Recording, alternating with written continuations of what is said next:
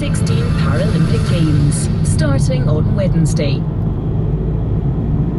And in an hour on the BBC World Service. The world this week. How is Europe coping with a new surge in refugees? Brazil's president is out, due process or a coup? And fears about Zika in Singapore and beyond.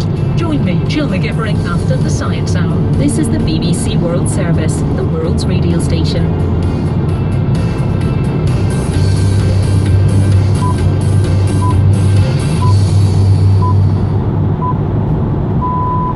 On the Science Hour here on the BBC World Service, we'll get a glimpse of perhaps the earliest life on the planet, a fossil from 3.7 billion years ago. It shows that life probably originated on Earth quite quickly. It shows that life doesn't need 1 billion years to start. But it took over 3.5 billion years for those ancient microbes to evolve into humans, and we'll hear the sad fate of our most famous ancestor, Lucy, who died apparently in a tragic accident. What we saw are fractures that appear to represent bone-to-bone impacts across some of the major joints at or around the time of death. And we revisit the death of 2 black holes. They hit each other. In that event, they release more energy than all the stars in the entire universe. Ripples in the fabric of time and space and more cosmos-shaking science coming up in the Science Hour with me, Roland Peace, here on the BBC After the News. I'm Stuart McIntosh with the BBC News. Hello. Syrian rebels backed by Turkey have taken about 10 villages from the Islamic State group near the town of Al-Rai, just 2 kilometers from the Syria-Turkey border. Turkish tanks crossed into Syria, heading into Al-Rai, which Free Syrian Army fighters took after months of clashes with Islamic State fighters. Brenda Marshall has more on the situation. The new incursion by Turkish tanks coincided with a new push by the rebels against the villages. The tanks came from the province of Kilis, which has regularly suffered cross-border shelling. Pro-government Turkish media stressed that the move was aimed specifically at IS jihadists, which Turkey wants to clear from the border area. Washington has warned Ankara against any further bout of Turkish intervention against US-backed fighters from Kurdish Arab Alliance in this complex battlefront. Bangladesh has executed a business tycoon and top leader of Jamaat-e-Islami, the country's largest Islamist party. Mir Qasem Ali is the 6th man to be hanged after being convicted of war crimes by a special tribunal set up by the current government to investigate alleged atrocities during the War of Independence 45 years ago.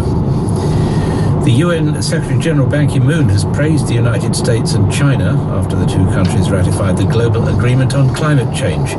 Mr. Ban said President Obama and the Chinese leader Xi Jinping had been far-sighted, bold and ambitious. Carrie Gracie is in the Chinese city of Hangzhou, where the G20 summit begins on Sunday. Today was the end of a 2-year journey for President Xi and President Obama.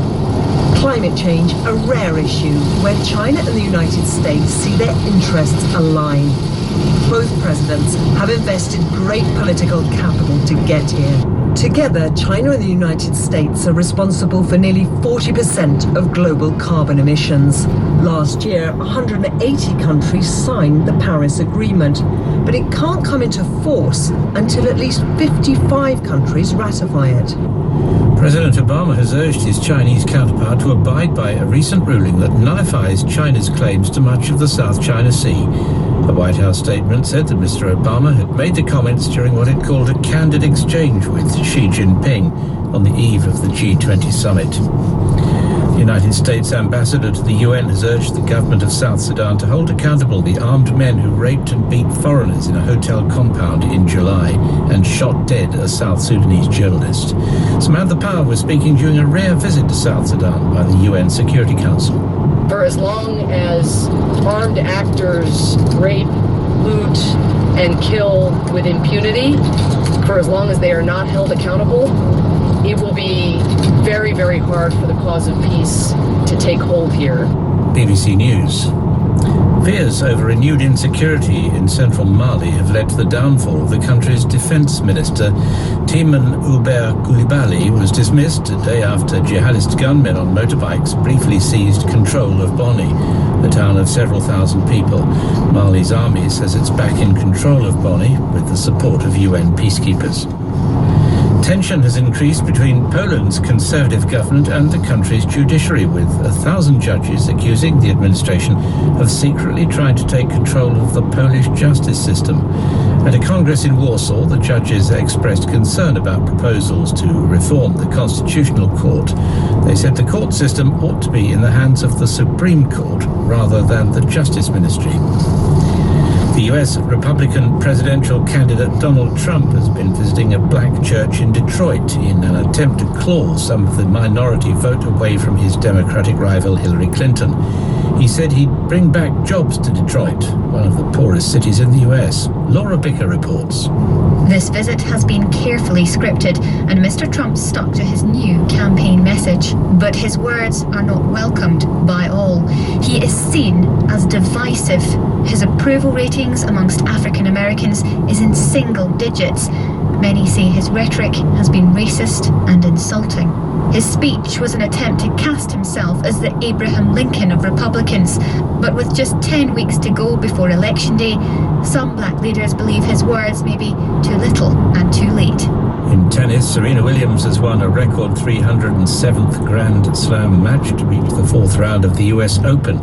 Williams has moved ahead of Martina Navratilova for most match wins in major tournaments by a woman. A 6-2, 6-1 win over Johanna Larsson of Sweden also ensured the American is now equal with Roger Federer. BBC News.